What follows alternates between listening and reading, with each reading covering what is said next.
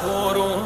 மிஞ்சி போனா என்ன ஆகும், எல்லாம் சேர்ந்து வாழ்ந்து பார்ப்போம்.